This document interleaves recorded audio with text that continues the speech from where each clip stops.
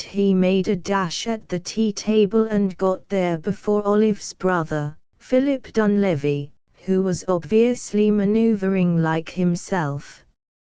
Philip gave him a covert "who are you, fellow" glance, took a cake, and retired. From his wicker chair facing Ruth's, Kyle said, gloomily, "It isn't done." "Yes," said Ruth, "I know it, but still some very smart people are doing it this season." "But do you think the woman that writes what the man will wear in the theater programs would stand for it?" "Not," gravely considered Ruth, "if there were black stitching on the dress glove. Yet there is some authority for frilled shirts." "You think it might be considered then?" "I will not come between you and your haberdasher, Mr. Erickson. This is a foolish conversation. But since you think the better classes do it, gee. It's getting hard for me to keep up this kind of dolly dialogue. What I wanted to do was to request you to give me concisely but fully a sketch of who is Miss Ruth Winslow, and save me from making any pet particular breaks. And hereafter, I warn you, I'm going to talk like my cousin, the carpet slipper model. Name, Ruth Winslow. Age, between 20 and 30. Father, Mason Winslow, manufacturing contractor for concrete. Brothers, Mason Winslow, Jr., whose poor dear head is getting somewhat bald, as you observe, and Bobby Winslow, ne'er-do-weel, who is engaged in subverting discipline at medical school, and who dances divinely. My mother died 3 years ago. I do nothing useful, but I play a good game of bridge and possess a voice that those as know pronounce passable. I have a speaking knowledge of French, a reading knowledge of German, and a singing knowledge of Italian. I am wearing an imported gown, for which the House of Winslow will probably never pay. I live in this house, and am Episcopalian, not so much high church as highly infrequent church. I regard the drawing room downstairs as the worst example of late Victorian abominations in my knowledge, but I shall probably never persuade Father to change it because Mason thinks it is sacred to the past. My ambition in life is to be catty to the Newport set after I've married an English diplomat with a divine mustache. Never having met such a personage outside of Tatler and Vogue, I can't give you very many details regarding him. Oh yes, of course, he'll have to play a marvelous game of polo and have a chateau in Provence and also a ranch in Texas, where I shall wear riding breeches and live next to nature and have a Chinese cook in blue silk. I think that's my whole history. Oh, I forgot. I play at the piano and am very ignorant, and completely immersed in the worst traditions of the wealthy mix of the Upper West Side, and I always pretend that I live here instead of on the Upper East Side because the air is better. What is this Upper West Side? Is it a state of mind? Indeed it is not. It's a state of pocketbook. The Upper West Side is composed entirely of people born in New York who want to be in society, whatever that is, and can't afford to live on Fifth Avenue. You know everybody and went to school with everybody and played in the park with everybody. And mostly your papa is in wholesale trade and haughty about people in retail. You go to Europe one summer and to the Jersey coast the next. All your clothes and parties and weddings and funerals might be described as elegant. That's the Upper West Side. Now the dread truth about you. Do you know, after the unscrupulous way in which you followed up a mere chance introduction at a tea somewhere, I suspect you to be a well-behaved young man who leads an entirely blameless life. Or else you'd never dare to jump the fence and come and play in my backyard when all the other boys politely knock at the front door and get sent home. Me, well, I'm a wage slave of the Van Zyl Motor people, in charge of the touring car department. Age, 28, almost. Habits, all bad. No, I'll tell you. I'm one of those stern, silent men of granite you read about, and only my man knows the human side of me, because all the guys on Wall Street tremble in me presence. Yes, but then how can you belong to the Blue Bowl sodality? Yes, I've got it. You must have read novels in which the stern, silent man of granite has a secret tenderness in his heart, and he keeps the band of the first cigar he ever smoked in a little safe in the wall, and the first dollar he ever made in a frame. That's me. Of course. The cigar was given him by his flaxen-haired sweetheart back in Jenkins Corners, and in the last chapter he goes back and marries her. Not always, I hope. Of what Carl was thinking is not recorded. Well, as a matter of fact, I've been a fairly industrious young man of granite the last few months, getting out the touring car. What is a touring car? It sounds like an island inhabited by cannibals, exports hemp and cocoa nut. See pink dot on the map, nor by northeast of Mogador. Carl explained. I'm terribly interested, said Ruth. But she made it sound as though she really was. I think it's so wonderful. I want to go off tramping through the Berkshires. I'm so tired of going to the same old places. Sometime, when you're quite sure I'm an estimable young YMCA man, I'm going to try to persuade you to come out for a real tramp. She seemed to be considering the idea, not seriously, but Philip Dunleavy eventuated. For some time Philip had been showing signs of interest in Ruth and Carl. Now he sauntered to the table, begged for another cup of tea, said agreeable things in regard to putting orange marmalade in tea, and calmly established himself. Ruth turned toward him.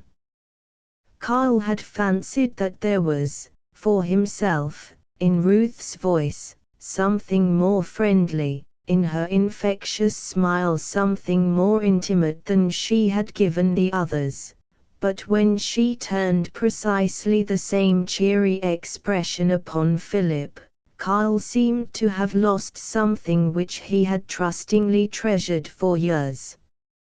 He was the more forlorn as Olive Dunleavy joined them, and Ruth, Philip, and Olive discussed the engagement of one Mary Meldon.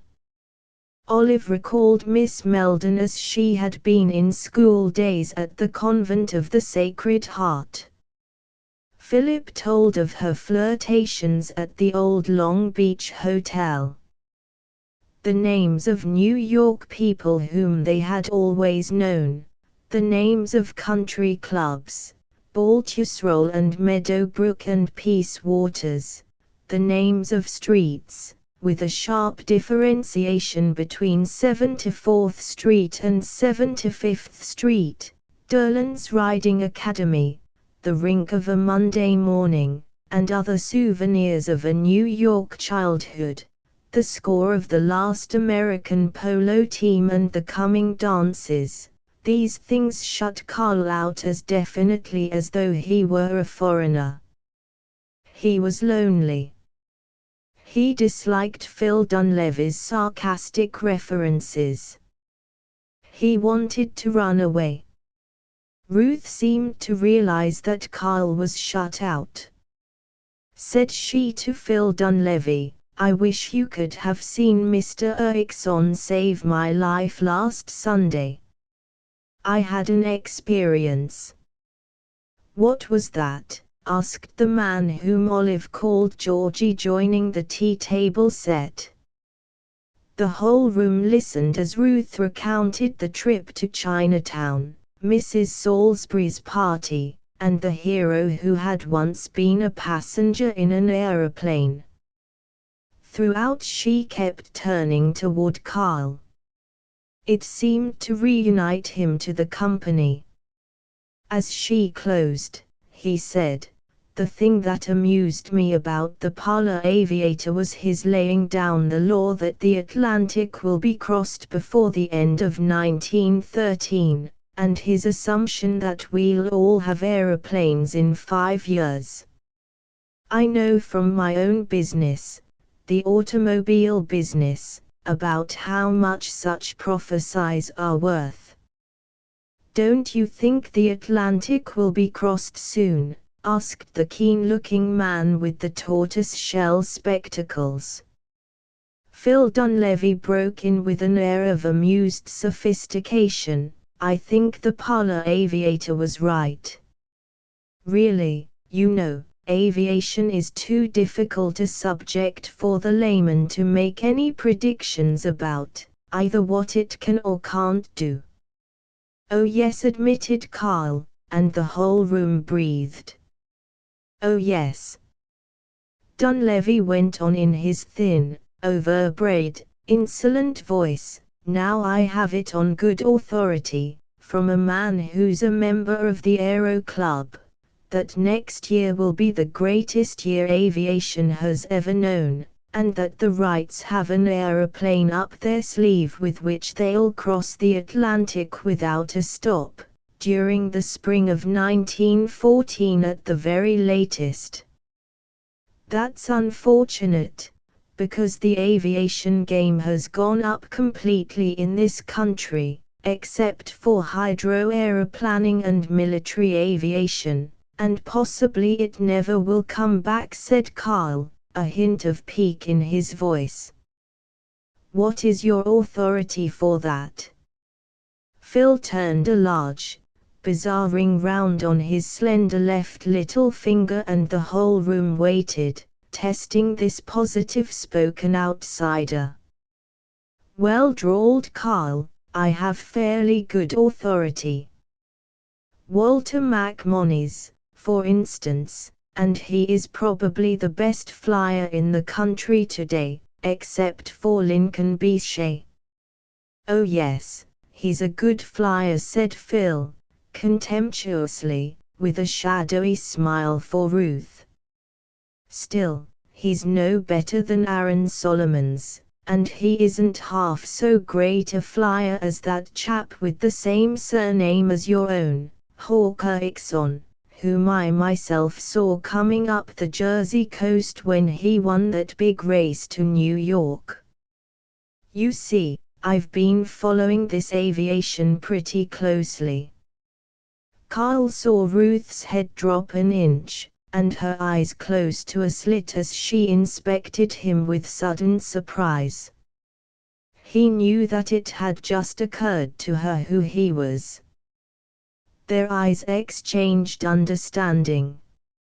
"She does get things," he thought, and said, lightly, "Well, I honestly hate to take the money, Mr. Dunleavy, but I'm in a position to know that MacMonnies is a better flyer today than Erickson is, but see here, because I happen to be Hawk Erickson." "What a chump I am," groaned the man in tortoise-shell spectacles. "Of course. I remember your picture, now. Phil was open-mouthed. Ruth laughed. The rest of the room gasped. Mason Winslow, long and bald, was worrying over the question of how to receive aviators at tea. And Carl was shy as a small boy caught stealing the jam. Chapter XXX. Home. Early that evening, Carl's doctor landlord gave him the message that a Miss Gertrude Cowles had called him up, but had declined to leave a number. The landlord's look indicated that it was no fault of his if Carl had friends who were such fools that they didn't leave their numbers. Carl got even with him by going out to the corner drugstore to telephone Gertie, instead of giving him a chance to listen. "Hello," said Gertie over the telephone.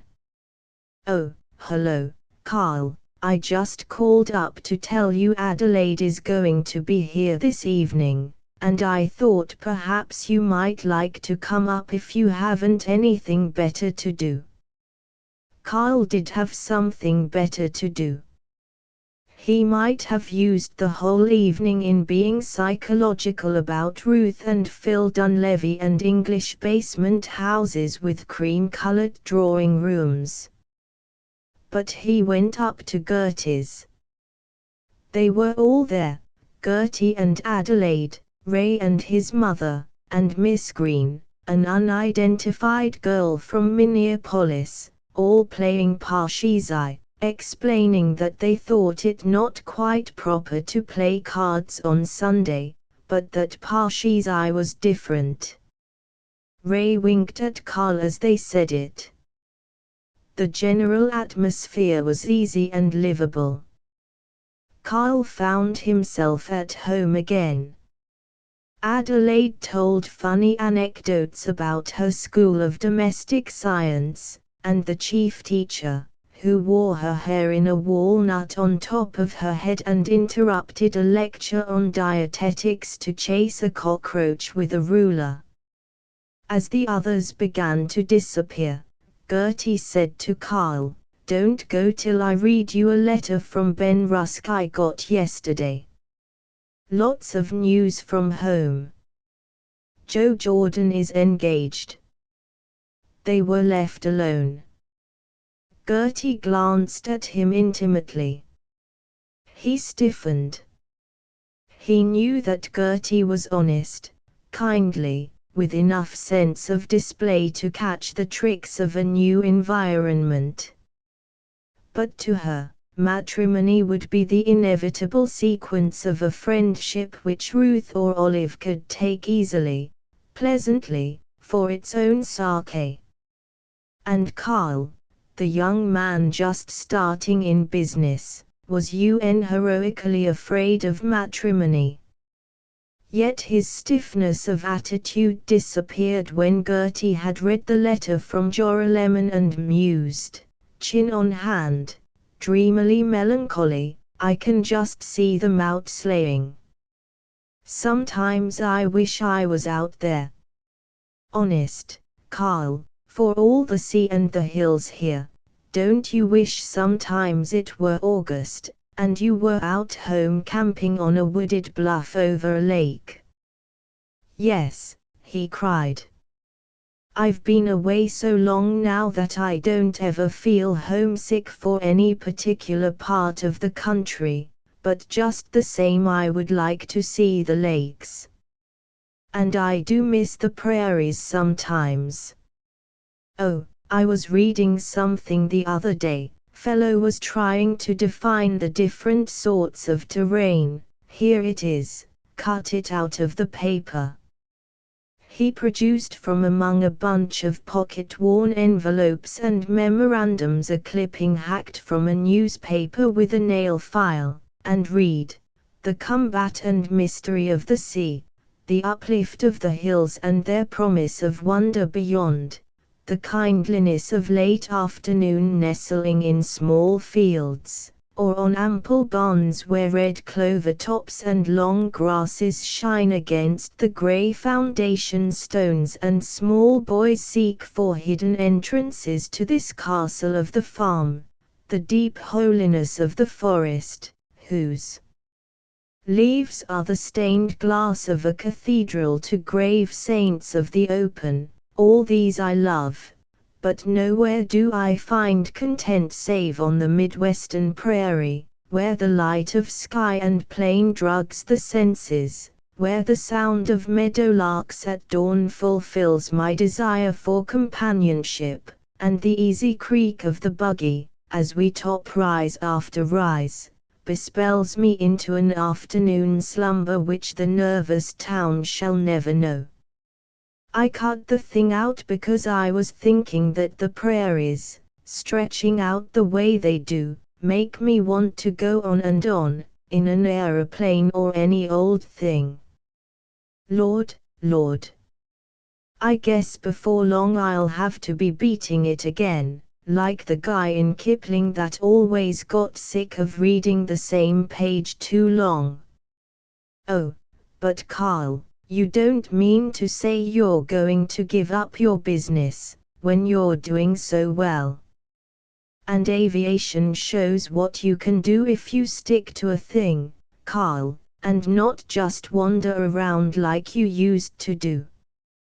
We do want to see you succeed. His reply was rather weak. Well, gee. I guess I'll succeed, all right. But I don't see much use of succeeding if you have to be stuck down in a greasy city street all your life. That's very true, Carl, but do you appreciate the city? Have you ever been in the Metropolitan Museum of Art, or gone to a single symphony concert at Carnegie Hall?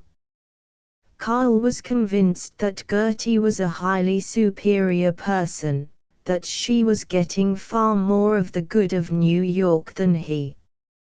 He would take her to a concert, have her explain the significance of the music. It was never to occur sharply to him that, though Gertie referred frequently to concerts and pictures, she showed no vast amount of knowledge about them. She was a fixed fact in his mind, had been for 20 years. He could have a surface quarrel with her because he knew the fundamental things in her, and with these, he was sure, no one could quarrel. His thoughts of Ruth and Olive were delightful surprises. His impression of Gertie was stable as the Rockies. Carl wasn't sure whether Upper West Side young ladies could be persuaded to attend a theater party upon short acquaintance, but he tried, and arranged a party of Ruth and Olive and himself, Walter McMonnies, in town on his way from Africa to San Diego, Charlie Forbes of the Chronicle and, for chaperone, the cosmopolitan woman whom he had met at Ruth's, and who proved to be a Mrs. Turrell, a dismayingly smart dressmaker. When he called for Ruth he expected such a gay girl as had poured tea. He was awed to find her a grande dame in black velvet, more dignified, apparently inches taller, and in a vice-regally bad temper. As they drove off she declared, "Sorry I'm in such a villainous temper.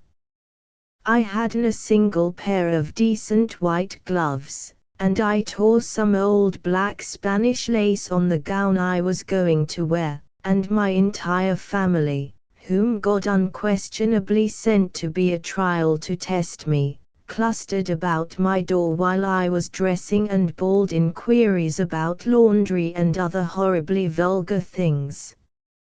Carl did not see much of the play. He was watching Ruth's eyes, listening to her whispered comments. She declared that she was awed by the presence of 2 aviators and a newspaper man. Actually, she was working working at bringing out MacMonnies, a shy, broad-shouldered, inarticulate youth who supposed that he never had to talk. Carl had planned to go to the Ritz for after-theatre supper, but Ruth and Olive persuaded him to take them to the cafe of the rectors of that time, for, they said, they had never been in a Broadway cafe, and they wanted to see the famous actors with their makeups off. At the table Carl carried Ruth off in talk, like a young Loshinvar out of the Middle West. Around them was the storm of highballs and brandy and club soda, theatrical talk, and a confused mass of cigar smoke, shirt fronts, white shoulders, and drab waiters, yet here was a quiet refuge for the eternal force of life. Carl was asking, would you rather be a perfect lady and have blue bowls with bunnies on them for your very worst dissipation, or be like your mountain-climbing woman and have anarchists for friends one day and be off hiking through the clouds the next? Oh, I don't know. I know I'm terribly susceptible to the nice things of life, but I do get tired of being nice.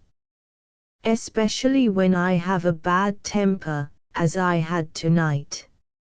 I'm not at all imprisoned in a harem, and as for social aspirations, I'm a nobody. But still I have been brought up to look at things that aren't like the home life of our dear Queen as impossible, and I'm quite sure that Father believes that poor people are poor because they are silly and don't try to be rich. But I've been reading, and I've made, to you it may seem silly to call it a discovery, but to me it's the greatest discovery I've ever made, that people are just people, all of them, that the little mousy clerk may be a hero, and the hero may be a nobody, that the motorman that lets his beastly car spatter mud on my nice new velvet skirt may be exactly the same sort of person as the swain who commiserates with me in his cunning Harvard accent. Do you think that? I know it. Most of my life I've been working with men with dirty fingernails, and the only difference between them and the men with clean nails is a nail cleaner, and that costs just 10 cents at the corner drugstore. Seriously, I remember a cook I used to talk to on my way down to Panama once. Panama. How I'd like to go there. And he had as much culture as anybody I've ever met. Yes. But generally do you find very much, courtesy and that sort of thing among mechanics, as much as among what calls itself the better class? No, I don't. You don't? Why, I thought, the way you spoke, why, blessed, what in the world would be the use of their trying to climb if they already had all the rich have? You can't be as gracious as the man that's got nothing else to do, when you're about one jump ahead of the steamroller every second. That's why they ought to take things. If I were a union man, I wouldn't trust all these writers and college men and so on, that try to be sympathetic. Not for 1 minute. They mean well. But they can't get what it means to a real workman to have to be up at 5 every winter morning, with no heat in the furnished housekeeping room, or to have to see his woman sick because he can't afford a doctor. So they talked, boy and girl, wondering together what the world really is like. I want to find out what we can do with life, she said. Surely it's something more than working to get tired, and then resting to go back to work. But I'm confused about things. She sighed. My settlement work, I went into it because I was bored. But it did make me realize how many people are hungry. And yet we just talk and talk and talk. Olive and I sit up half the night when she comes to my house, and when we're not talking about the new negligees we're making and the gorgeous tea gowns we're going to have when we're married, we rescue the poor and think we're dreadfully advanced. But does it do any good to just talk? Dear me, I split that poor infinitive right down his middle. I don't know. But I do know I don't want to be just stupidly satisfied, and talking does keep me from that, anyway. See here, Miss Winslow, suppose sometime I suggested that we become nice and earnest and take up socialism and single tax and this, what is it, oh, syndicalism, and really studied them, would you do it? Make each other study. Love to. Does Dunleavy think much? She raised her eyebrows a bit, but hesitated. Oh yes, no, I don't suppose he does. Or anyway, mostly about the violin. He played a lot when he was in Yale. Thus was Carl encouraged to be fatuous, and he said, in a manner which quite dismissed Phil Dunleavy, I don't believe he's very deep. Rather light, I'd say. Her eyebrows had ascended farther. Do you think so? I'm sorry. Why sorry? Oh, he's always been rather a friend of mine. Olive and Phil and I roller skated together at the age of 8. And I shall probably marry Phil some day before long.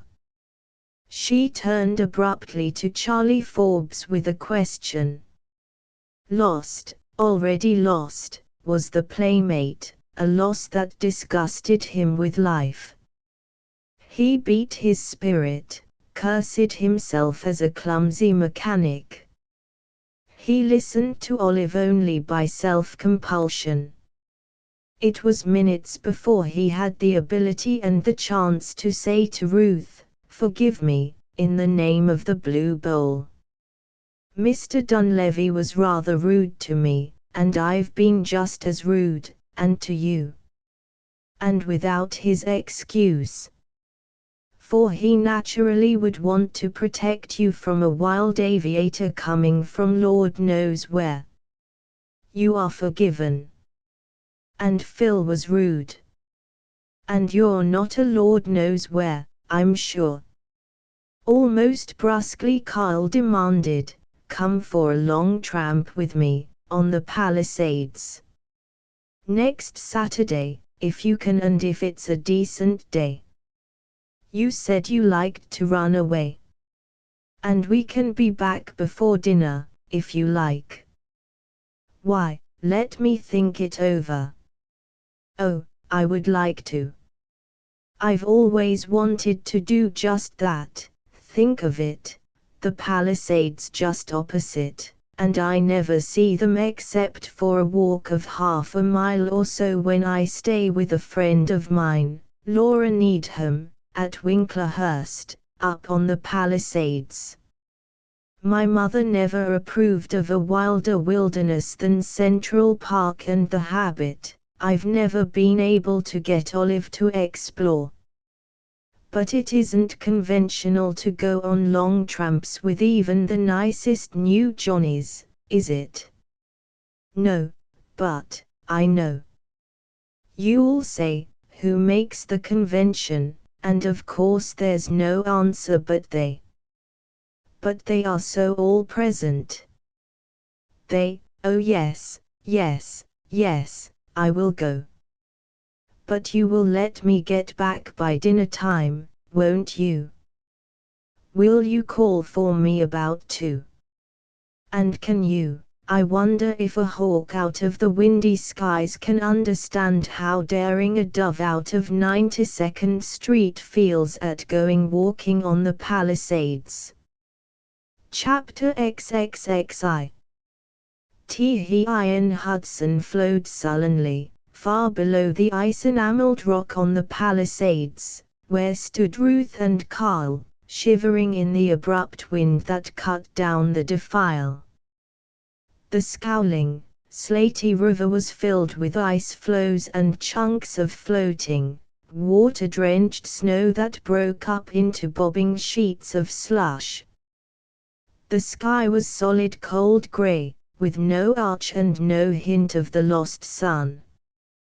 Crows winging above them stood out against the sky like pencil marks on clean paper.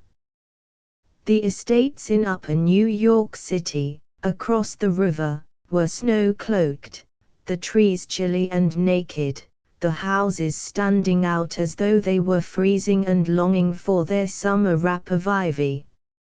And naked were the rattling trees on their side of the river, on the Palisades.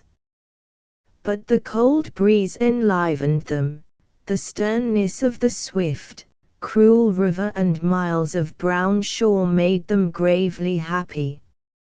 As they tramped briskly off, atop the cliffs, toward the ferry to New York, 5 miles away, they talked with a quiet, quick seriousness which discovered them to each other. It was too cold for conversational fencing. It was too splendidly open for them not to rejoice in the freedom from New York streets and feel like heroes conquering the miles. Carl was telling of Joralemon, of Plato, of his first flights before country fairs, something of what it meant to be a newspaper hero, and of his loneliness as a dethroned prince. Ruth dropped her defenses of a chaperoned young woman, confessed that now that she had no mother to keep her mobilized and in the campaign to get nearer to society and a decent marriage, she did not know exactly what she wanted to do with life. She spoke tentatively of her vague settlement work. In all she said she revealed an honesty as forthright as though she were a gaunt-eyed fanatic instead of a lively-voiced girl in a blue corduroy jacket with collar and cuffs of civet and buttons from Venice. Then Carl spoke of his religion, the memory of Forrest Haviland. He had never really talked of him to anyone save Colonel Haviland and Tytherington, the English aviator, but now this girl, who had never seen Forrest, seemed to have known him for life. Carl made vivid by his earnestness the golden hours of work together in California, the confidences in New York restaurants, his long passion for their Brazilian trip. Ruth's eyes looked up at him with swift comprehension, and there was a tear in them as he told in 10 words of the message that Forrest was dead. They turned gay, Ruth's sturdy, charming shoulders shrugging like a Frenchman's with the exhilaration of fast walking and keen air, while her voice, light and cheerful, with graceful modulations and the singer's freedom from twang, rejoiced, "I'm so glad we came. I'm so glad we came. But I'm afraid of the wild beasts I see in the woods there. They have no right to have twilight so early. I know a big newspaper man who lives at Pompton, NJ, and I'm going to ask him to write to the governor about it. The legislature ought to pass a law that dusk shan't come till 7. Saturday afternoons. Do you know how glad I am that you made me come? And how honored I am to have you tell me, Lieutenant Haviland, and the very bad Carl that lived in Joralemon. I'm glad, say, Gee. We'll have to hurry like the dickens if we're going to catch a ferry in time to get you home for dinner. I have an idea. I wonder if we dare. I have a friend, sort of a distant cousin, who married her a husband at Winklehurst, on the Palisades, not very far from the ferry. I wonder if we couldn't make her invite us both for dinner. Of course, she'll want to know all about you, but we'll be mysterious, and that will make it all the more fun, don't you think? I do want to prolong our jaunt, you see. I can't think of anything I'd rather do. But do you dare impose a perfectly strange man on her? Oh yes. I know her so well that she's told me what kind of a tie her husband had on when he proposed. Let's do it. A telephone. There's some shops ahead there, in that settlement. Ought to be a telephone there. I'll make her give us a good dinner. If Laura thinks she'll get away with hash and a custard with a red cherry in it, she'd better undeceive herself. They entered a tiny wayside shop for the sale of candy and padlocks and mittens. While Ruth telephoned to her friend, Mrs. Laura Needham, Carl bought red and blue and lemon-colored all-day suckers, and a sugar mouse, and a candy kitten with green ears and real whiskers. He could not but hear Ruth telephoning, and they grinned at each other like conspirators, her eyelids in little wrinkles as she tried to look wicked, her voice amazingly innocent as she talked, Carl carefully arraying his purchases before her, making the candy kitten pursue the sugar mouse round and round the telephone. Hello, hello. Is Mrs. Needham there? Hello.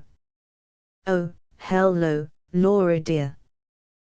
This is Ruth. Fine. I feel fine. But chilly. Listen, Laura, I've been taking a tramp along the Palisades. Am I invited to dinner with a swain? What? Oh yes, I am. Certainly I'm invited to dinner.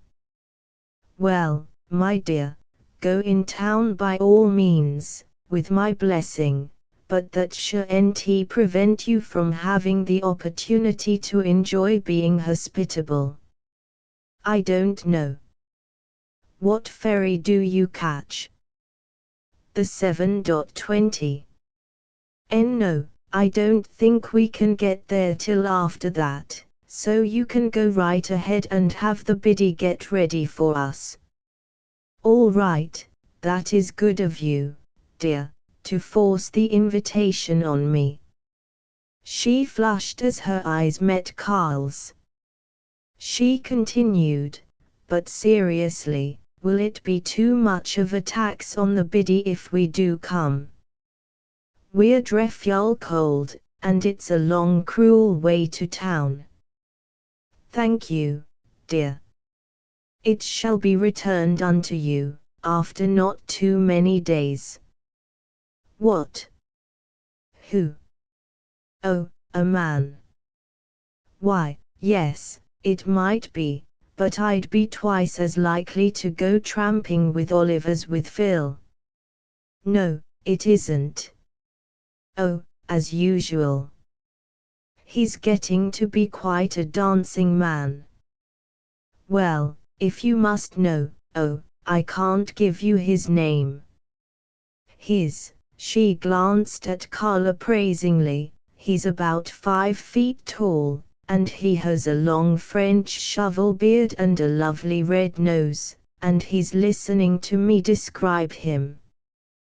Carl made the kitten chase the mouse furiously. Perhaps I'll tell you about him sometime. Goodbye, Laura dear. She turned to Carl, rubbing her cold ear where the telephone receiver had pressed against it, and caroled, "Her husband is held late at the office, and Laura is going to meet him in town, and they are going to the theater. So we'll have the house all to ourselves. Exciting." She swung round to telephone home that she would not be there for dinner. As they left the shop, went over a couple of blocks for the Winklehurst trolley, and boarded it, Carl did some swift thinking. He was not above flirting or, if the opportunity offered, carrying the flirtation to the most delicious, exciting, uncertain lengths he could. Here, with dinner in their own house with a girl interesting yet unknown, there was a feeling of sudden intimacy which might mean anything. Only, when their joined eyes had pledged mischief while she telephoned, she had been so quiet, so frank, so evidently free from a shamefaced erotic curiosity, that now he instantly dismissed the query, "How far could I go? What does she expect?" which, outside of pure-minded romances, really does come to men. It was a wonderful relief to dismiss the query, a simplification to live in the joy each moment gave of itself. The hour was like a poem. Yet he was no extraordinary person. He had, in the lonely hours of a dead room, been tortured with the unmoral longings which, good or bad, men do feel. As they took their seats in the car, and Ruth beat on her knees with her fur-lined gloves, he laughed back, altogether happy, not pretending, as he had pretended with Eve Lewis. Happy, but hungry. Mrs. Needham should have been graciously absent by the time they reached her house, a suburban residence with a large porch. But, as they approached, Ruth cried, "Shhhh. There seems to be somebody moving around in the living room. I don't believe Laura's gone yet. That would spoil it. Come on. Let's peep. Let's be Indian scouts." Cautioning each other with warning pats, they tiptoed guiltily to the side of the house and peered in at the dining room window, where the shade was raised a couple of inches above the sill. A noise at the back of the house made them start and flatten against the wall. "Big Chief," whispered Carl, "the Redskins are upon us. But Old Brown Barrel shall make many an one bite the dust." "Hush, silly. Oh, it's just the maid. See, she's looking at the clock and wondering why we don't get here. But maybe Mrs. Needham's in the other room." "No. Because the maid's sniffing around, there. She's reading a postcard someone left on the side table." "Oh yes, and she's chewing gum. Laura has certainly departed. Probably Laura is chewing gum herself at the present moment, now that she's out from under the eye of her maid. Laura always was refined, but I wouldn't trust her to be proof against the feeling of wild dissipation you can get out of chewing gum, if you live in Winklehurst."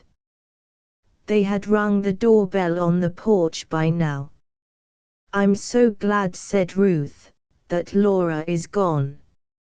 She is very literal-minded. She might not understand that we could be hastily married and even lease a house this way, and still be only tea acquaintances." The maid had not yet answered. Waiting in the still porch, winter everywhere beyond it, Carl was all excited anticipation. He hastily pressed her hand, and she lightly returned the pressure, laughing, breathing quickly. They started like convicted lovers as the maid opened the door. The consciousness of their starting made them the more embarrassed, and they stammered before the maid. Ruth fled upstairs, while Carl tried to walk up gravely, though he was tingling with the game. When he had washed, discovering, as everyone newly discovers after every long, chilly walk, that water from the cold tap feels amazingly warm on hands congealed by the tramp, and was loitering in the upper hall, Ruth called to him from Mrs. Needham's room, "I think you'll find hairbrushes and things in Jack's room, to the right." "Oh, I am very stupid, I forgot this was our house, I mean in your room, of course." He had a glimpse of her, twisting up a strand of naturally wavy brown hair, a silver-backed hairbrush bright against it, her cheeks flushed to an even crimson, her blue corduroy jacket off, and, warmly intimate in its stead, a blouse of blue satin, opening in a shallow triangle at her throat. With a tender big brotherliness he sought the room that was his, not Jack's. No longer was this the house of other people, but one in which he belonged. "No," he heard himself explain, "she isn't beautiful." Istra Nash was nearer that. "But, golly, she is such a good pal, and she is beautiful if an English lane is." "Oh, stop rambling. If I could kiss that little honey place at the base of her throat." "Yes, Miss Winslow." "Coming." "Am I ready for dinner?" "Watch me," she confided as he came out into the hall. "Isn't it terribly confusing to have our home and even 3 Toba children all ready-made for us, this way?" Her glance, eyes that always startled him with blue where dark brown was expected, even teeth showing, head cocked sidelong, cheeks burning with fire of December snow, her glance and all her manner trusted him, the outlaw. It was not as an outsider, but as her comrade that he answered, "Golly. Have we a family, too? I always forget. So sorry. But you know, get so busy at the office, why, I think we have one. I'll go look in the nursery and make sure, but I'm almost positive, no. I'll take your word for it. You're around the house more than I am. But, oh, say, speaking of that, that reminds me, woman, if you think that I'm going to buy you a washing machine this year, when I've already bought you a napkin ring and a portrait of Martha Washington, oh way. I knew I should have a cruel husband who, joy. I think the maid is prowling about and trying to listen. Shush. The story Laura will get out of her." While the maid served dinner, there could scarce have been a more severely correct pair, though Carl did step on her toe when she was saying to the maid, in her best offhand manner, "Oh, Leah, will you please tell Mrs. Needham that I stole a handkerchief from from her room?" But when the maid had been unable to find any more imaginary crumbs to brush off the table, and had left them alone with their hearts and the dessert, a most rowdy young married couple quarreled violently over the washing machine he still refused to buy for her. Carl insisted that, as suburbanites, they had to play cards, and he taught her pinochle, which he had learned from the bartender of the Bowery saloon. But the cards dropped from their fingers, and they sat before the gas log in the living room, in a lazy, perfect happiness, when she said, "All the while we've been playing cards, and playing the still more dangerous game of being married, I've been thinking how glad I am to know about your life. Somehow, I wonder if you have told so very many." "Practically no one." "I do. I'm really not fishing for compliments, but I do want to be found understanding. There's never been anyone so understanding."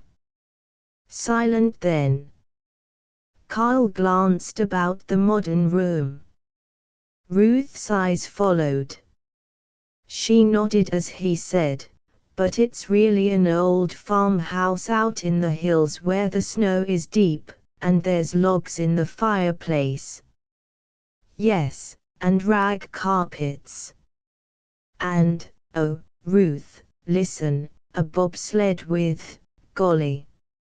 I suppose it is a little premature to call you Ruth, but after our being married all evening I don't see how I can call you Miss Winslow." "No, I'm afraid it would scarcely be proper, under the circumstances." "Then I must be Mrs. Erickson." "Ooh. It makes me think of Norse galleys and northern seas." "Of course, your galley was the aeroplane."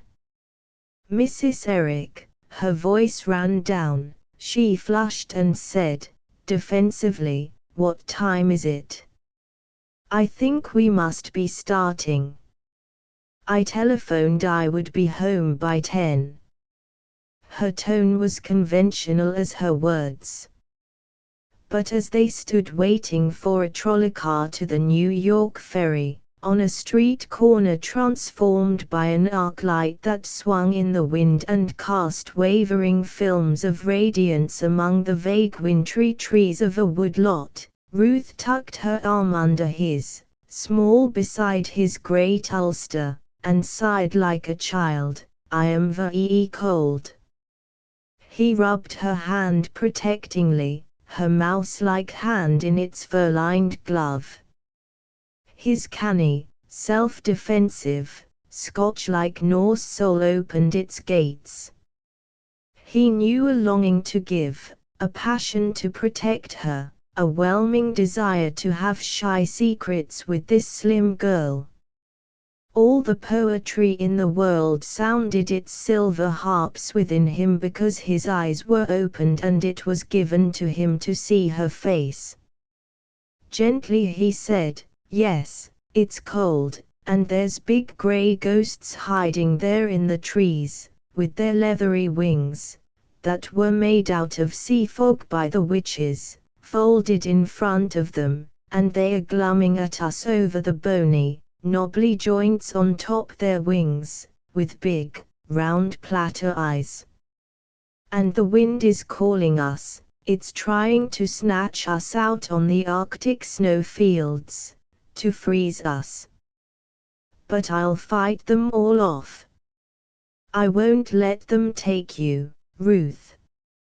"I'm sure you won't, Carl. And, oh, you won't let Phil Dunleavy keep you from running away, not for a while yet." Maybe not." The sky had cleared. She tilted up her chin and adored the stars, stars like the hard, cold, fighting sparks that fly from a trolley wire. Carl looked down fondly, noting how fair-skinned was her forehead in contrast to her thick, dark brows, as the arc-light's brilliance rested on her worshipping face, her lips a-tremble and slightly parted. She raised her arms, her fingers widespread, praising the star gods.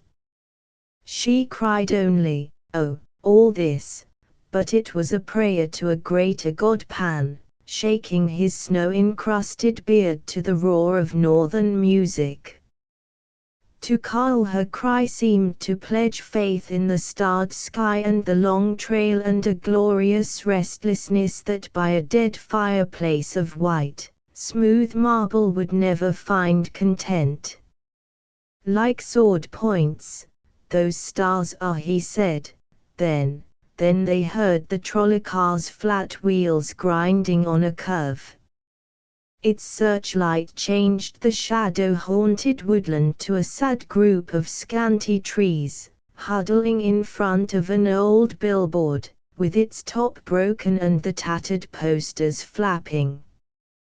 The wanderers stepped from the mystical romance of the open night into the exceeding realism of the car, highly realistic wooden floor with small, muddy pools from lumps of dirty melting snow, hot air, a smell of Italian workmen, a German conductor with the sniffles, a row of shoes mostly wet and all wrinkled. They had to stand. Most realistic of all, they read the glossy car signs advertising soap and little cigars, and the enterprising local advertisement of W.M.P. Smith & Sons, all northern New Jersey real estate, cheaper than rent. So, instantly, the children of the night turned into two sophisticated young New Yorkers who, apologizing for fresh air yawns, talked of the theatrical season. But for a moment a strange look of distance dwelt in Ruth's eyes, and she said, "I wonder what I can do with the winter stars we've found. Will 92nd Street be big enough for them?" Chapter XXF. Or a week, the week before Christmas, Carl had seen neither Ruth nor Gertie, but of the office he had seen too much. They were rushing work on the tourer car to have it on the market early in 1913. Every afternoon or evening he left the office with his tongue scaly from too much nervous smoking, poked dully about the streets, not much desiring to go any place, nor to watch the crowds, after all the curiosity had been drawn out of him by hours of work. Several times he went to a supermovie, a cinema palace on Broadway above 72nd Street, with an entrance in New York colonial architecture, and crowds of well-to-do Jewish girls in opera cloaks. On the 2 bright mornings of the week he wanted to play truant from the office, to be off with Ruth over the hills and far away. Both mornings there came to him a picture of Gertie, wanting to slip out and play like Ruth, but having no chance. He felt guilty because he had never bidden Gertie come tramping, and guiltily he recalled that it was with her that the boy Carl had gone to seek our fortunes. He told himself that he had been depending upon Gertie for the bread and butter of friendship, and begging for the opportunity to give the stranger, Ruth Winslow, dainties of which she already had too much. When he called, Sunday evening, he found Gertie alone, reading a love story in a woman's magazine. "I'm so glad you came," she said. "I was getting quite lonely." She was as gratefully casual as ever. "Say, Gertie, I've got a plan. Wouldn't you like to go for some good long hikes in the country?" "Oh yes, that would be fine when spring comes." "No, I mean now, in the winter." She looked at him heavily. "Why, isn't it pretty cold, don't you think?" He prepared to argue, but he did not think of her as looking heavily. He did not draw swift comparisons between Gertie's immobility and Ruth's lightness. He was used to Gertie, was in her presence comfortably understanding and understood, could find whatever he expected in her as easily as one finds the editorial page, or the sporting page, in a familiar newspaper. He merely became mildly contentious and made questioning noises in his throat as she went on, "You know it is pretty cold here. They can say all they want to about the cold and all that out in Minnesota, but, really, the humidity, rats, it isn't so very cold, not if you walk fast." Well, maybe, anyway, I guess it would be nice to explore some. All right, let's. I do think people are so conventional. Don't you? Said Gertie, while Kyle discerningly stole one of Ray's best cigars out of the humidor. Awfully conventional. Not going out for good long walks.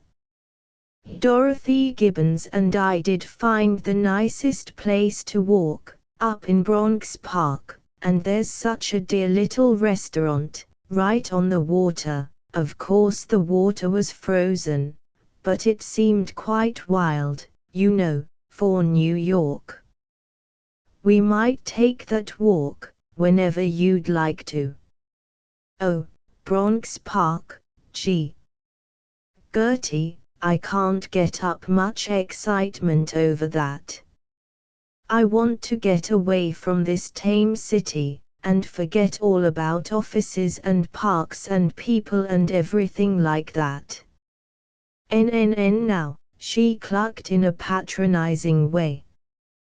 We mustn't ask New York to give us wilderness, you know. I'm afraid that would be a little too much to ask of it. Don't you think so yourself? Kyle groaned to himself, I won't be mothered. He was silent. His silence was positively noisy. He wanted her to hear it. But it is difficult to be sulky with a bland, plump woman of 30 who remembers your childhood trick of biting your nails, and glances up at you from her embroidery, occasionally patting her brown silk hair or smoothing her brown silk waist in a way which implies a good digestion, a perfect memory of the morning's lesson of her Sunday school class, and a mild disbelief in men as anything except relatives, providers, card players, and nurslings. Kyle gave up the silence cure. He hummed about the room, running over the advertising pages of magazines, discussing Plato fraternities, and waiting till it should be time to go home. Their conversation kept returning to the fraternities. There wasn't much else to talk about. Before tonight they had done complete justice to all other topics, Jorah Lemon, Benny Rusk, Joe Jordan's engagement, Adelaide Benier, and symphony concerts. Gertie embroidered, patted her hair, smoothed her waist, looked cheerful, rocked, and spoke, embroidered, patted her hair, smoothed her sleeve, looked amiable, rocked, and spoke, embroidered, pat. At 9:45 Kyle gave himself permission to go. Said he, I'll have to get on the job pretty early tomorrow. Not much taking it easy here in New York, the way you can enjoy a lemon, eh?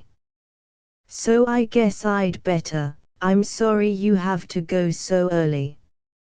Gertie carefully stuck her embroidery needle into her doily, rolled up the doily meticulously, laid it down on the center table, straightened the pile of magazines which Kyle had arranged, and rose. But I'm glad you could drop up this evening. Come up any time you haven't anything better to do. Oh, what about our tramp? If you know some place that is better than Bronx Park, we might try it.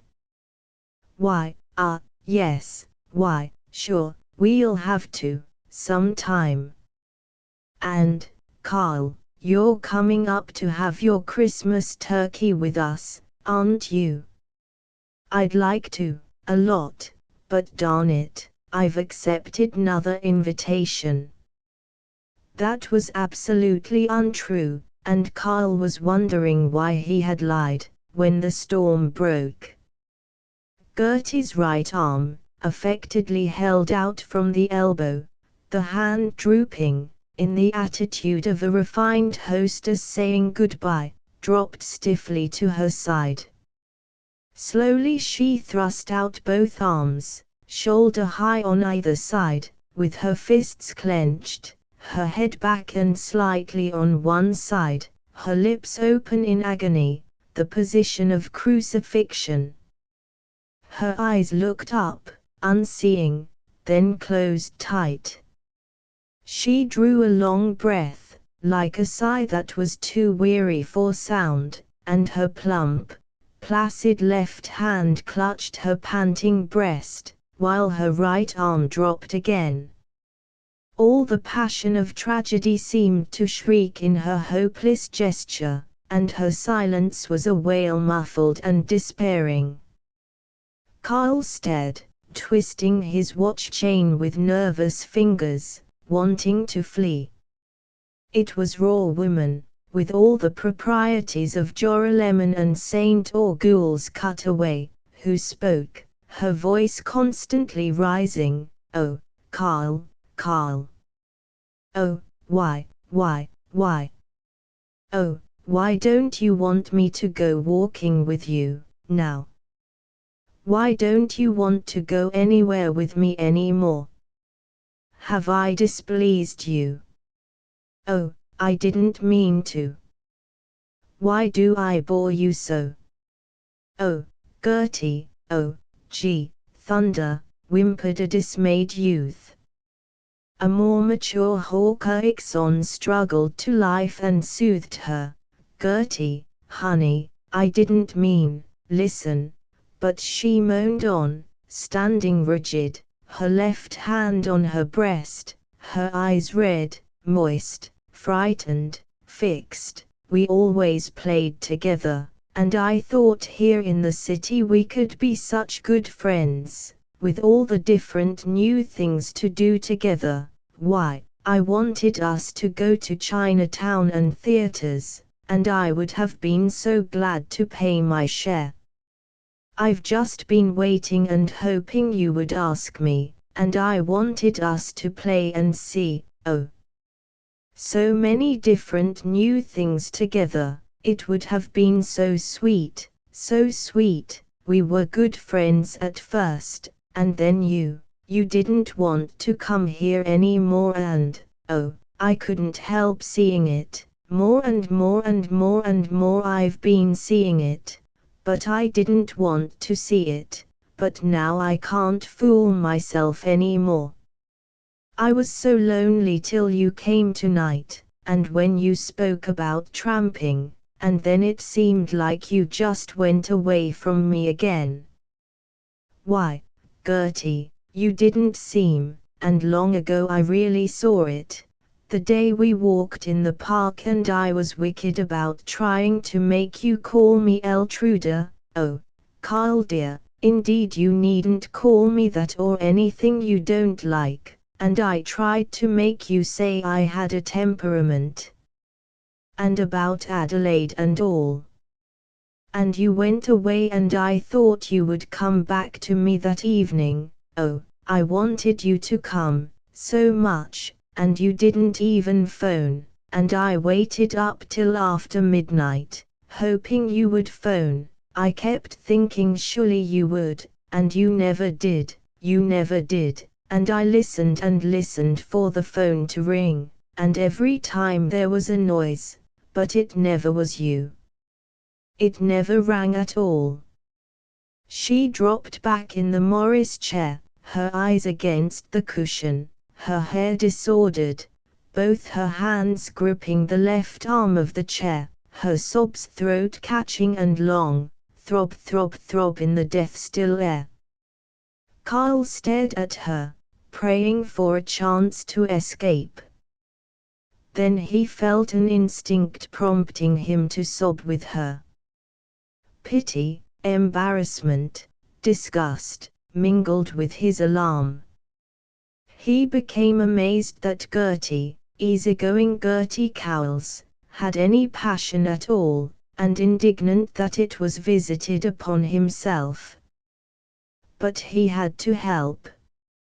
He moved to her chair and, squatting boyishly on its arm, stroked her hair, begging, "Gertie, Gertie, I did mean to come up, that night. Indeed I did, honey.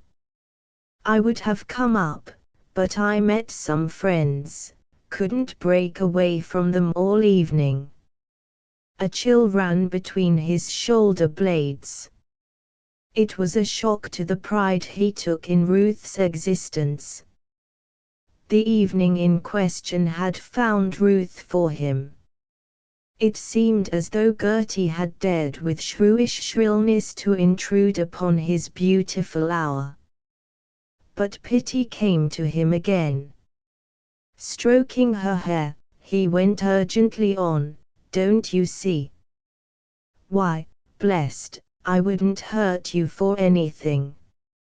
Just tonight, why, you remember, first thing, I wanted us to plan for some walks. Reason I didn't say more about it was, I didn't know as you'd want to, much. Why, Gertie, anybody would be proud to play with you. You know so much about concerts and all sorts of stuff. Anybody'd be proud to." He wound up with a fictitious cheerfulness. "We'll have some good long hikes together, heh? It's better now, isn't it, kiddie? You're just tired tonight. Has something been worrying you? Tell old Carl all about." She wiped her tears away with the adorable gesture of a child trying to be good, and like a child's was her glance, bewildered, hurt, yet trusting, as she said in a small, shy voice, "Would folks really be proud to play with me? We did used to have some dear times, didn't we? Do you remember how we found some fool's gold, and we thought it was gold and hid it on the shore of the lake, and we were going to buy a ship? Do you remember? You haven't forgotten all our good times, while you've been so famous, have you?" "Oh no, no. But why don't, Carl, why don't you, why can't you care more now?" "Why, I do care. You're one of the bulliest pals I have, you and Ray." "And Ray?" She flung his hand away and sat bolt up, angry. Carl retired to a chair beside the Morris chair, fidgeting. "Can you beat it? Is this Gertie and me?" he inquired in a parenthesis in his heart. For a second, as she stared haughtily at him, he spitefully recalled the fact that Gertie had once discarded him for a Glee Club dentist. But he submerged the thought and listened with a rather forced Big Brother air as she repented of her anger and went on, "Carl, don't you understand how hard it is for a woman to forget her pride this way? The hauteur of being one of the elite of Joralemon again flashed out.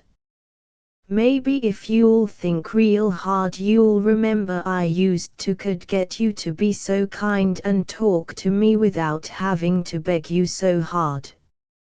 Why, I'd been to New York and known the nicest people before you'd ever stirred a foot out of Joralemon. You were, oh, please forgive me, Carl, I didn't mean to be snippy, I just don't know what to think of myself, and I did used to think I was a lady, and here I am practically up and telling you. And she leaned from her chair toward his, and took his hand, touching it, finding its hard, bony places and the delicate white hollows of flesh between his coarsened yet shapely fingers, tracing a scarce-seen vein on the back, exploring a well-beloved yet ill-known country. Carl was unspeakably disconcerted. He was thinking that, to him, Gertie was set aside from the number of women who could appeal physically, quite as positively as though she were some old aunt who had for 20 years seemed to be the same adult, plump, uninteresting age.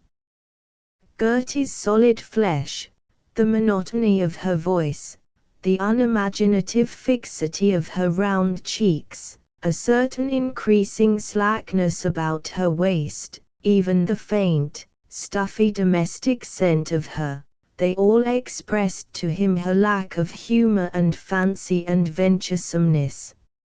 She was crystallized in his mind as a good friend with a plain soul and sisterly tendencies. Awkwardly he said, "You mustn't talk like that. Gee, Gertie, we'll be in a regular scene if you don't watch out. We're just good friends, and you can always bank on me, same as I would on you."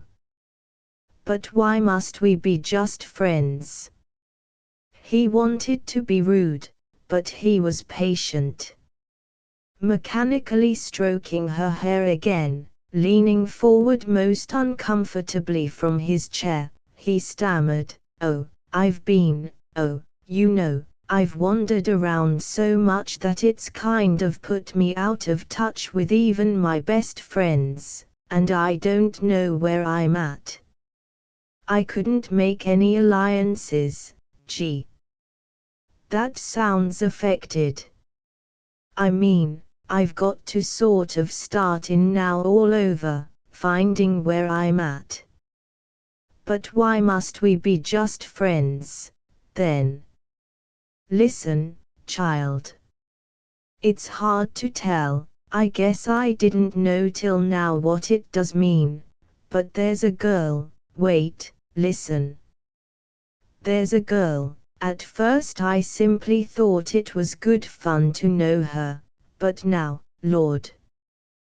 Gertie, you'd think I was pretty sentimental if I told you what I think of her. God. I want to see her so much. Right now. I haven't let myself know how much I wanted her. She's everything. She's sister and chum and wife and everything. But I am glad for you. Will you believe that? And perhaps you understand how I felt, now. I'm very sorry I let myself go. I hope you will, oh, please go now. He sprang up, only too ready to go. But first he kissed her hand with a courtly reverence, and said, with a sweetness new to him, "Dear, will you forgive me if I've ever hurt you? And will you believe how very, very much I honor you? And when I see you again we'll both forget all about tonight, won't we? We'll just be the old Carl and Gertie again. Tell me to come when, yes. I will. Good night. Good night, Gertie. God bless you." He never remembered where he walked that night when he had left Gertie. The exercise, the chill of the night, gradually set his numbed mind working again. But it dwelt with Ruth, not with Gertie. Now that he had given words to his longing for Ruth, to his pride in her, he understood that he had passed the hidden border of that misty land called being in love, which cartographers have variously described as a fruitful tract of comfortable harvests, as a labyrinth with walls of rose and silver, and as a tenebrous realm of unhappy ghosts. He stopped at a street corner where, above a saloon with a large beer sign, stretched dim tenement windows toward a dirty sky, and on that drab corner glowed for a moment the mystic light of the Rose of all the world, before a Tammany saloon. Chin high, yearning toward a girl somewhere off to the south, Kyle poignantly recalled how Ruth had worshipped the stars. His soul soared, lark and hawk in one, triumphant over the matter-of-factness of daily life. Carl Eriksson the mechanic, standing in front of a saloon, with a laundry to one side and a cigars and stationery shop round the corner, was one with the young priest saying Mass, one with the suffragist woman defying a jeering mob, one with Ruth Winslow listening to the ringing stars. God, help me to be worthy of her. Nothing more did he say, in words, yet he was changed forever. Changed. True that when he got home, half an hour later, and in the dark ran his nose against an opened door, he said, "Damn it," very naturally. True that on Monday, back in the office that awaits its victims equally after Sunday's golden or dreary, he forgot Ruth's existence for hours at a time. True that at lunch with two Van Zyl automobile salesmen he ate Wiener Schnitzel and shot dice for cigars, with no signs of a mystic change. It is even true that, dining at the Brevoort with Charlie Forbes, he though of Istra Nash, and for a minute was lonely for Istra's artistic dissipation. Yet the change was there. Chapter XXXIIIF from Tytherington, the aviator, in his Devonshire home, from a millionaire amateur flyer among the orange groves at Pasadena, from his carpenter father in Joralemon, and from Gertie in New York, Kyle had invitations for Christmas, but none that he could accept. Van Zyl had said, pleasantly, going out to the country for Christmas. Yes, Kyle had lied. Again he saw himself as the dethroned prince, and remembered that 1 year ago, sailing for South America to fly with Tony Bean, he had been the lion at a Christmas party on shipboard, while Martin Dockerell, his mechanic, had been a friendly slave. He spent most of Christmas Eve alone in his room, turning over old letters and aviation magazines with pictures of Hawk Eriksson, wondering whether he might not go back to that lost world. Josiah Bagby, Jr., son of the eccentric doctor at whose school Kyle had learned to fly, was experimenting with hydroaeroplanes and with bomb-dropping devices at Palm Beach, and imploring Kyle, as the steadiest pilot in America, to join him. The dully noiseless room echoed the music of a steady motor carrying him out over a blue bay. Kyle's own answer to the tempter vision was, "Rats. I can't very well leave the Turrican now, and I don't know as I've got my flying nerve back yet." Besides, Ruth, always he thought of Ruth, uneasy with the desire to be out dancing, laughing, playing with her. He was tormented by a question he had been threshing out for days. Might he permissibly have sent her a Christmas present? He went to bed at 10 o'clock, on Christmas Eve, when the streets were surging with voices and gay steps, when rollicking piano tunes from across the street penetrated even closed windows, and a German voice as rich as milk chocolate was caressing, "O Tannenbaum, O Tannenbaum, wie grün sind deine Blätter." Then slept for 9 hours, woke with rapturous remembrance that he didn't have to go to the office, and sang the banks of the Saskatchewan in his bath. When he returned to the house, after breakfast, he found a letter from Ruth. The day before Christmas, and all through the mansion the maids with turkey are stirring. Please pardon the scansion. Dear playmate, you said on our tramp that I would make a good playmate, but I'm sure that I should be a very poor one if I did not wish you a gloriously Merry Christmas and a New Year that will bring you all the dear things you want. I shall be glad if you do not get this letter on Christmas Day itself, if that means that you are off at some charming country house having a most catish, is that the way it is spelled? Probably not, time. But if by any chance you are in town, won't you make your playmates shout to you from her backyard a part of your Christmas?